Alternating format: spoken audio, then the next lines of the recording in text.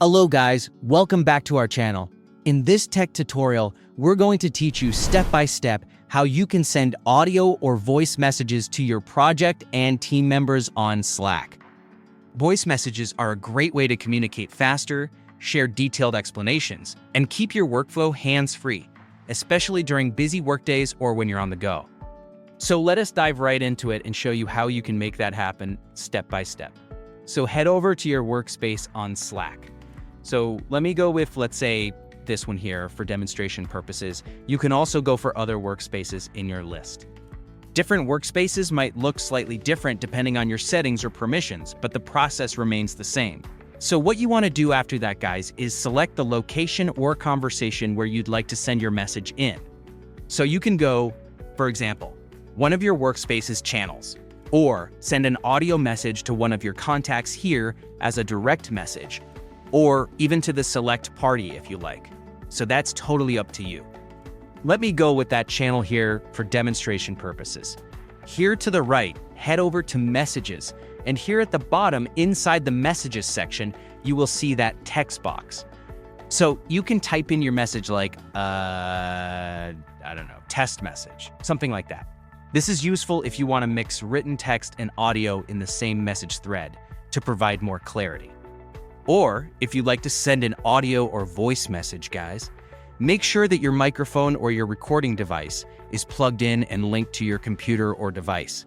If you're using an external microphone or USB headset, make sure it's properly selected in your system settings to avoid recording issues. And after that, simply click into that button here at the bottom, Record Audio Clip, with your left mouse and start recording. Now, if you see a notification like this, can't access microphone, guys, it means that you probably haven't given Slack the permission to use and to access your microphone here on Google Chrome.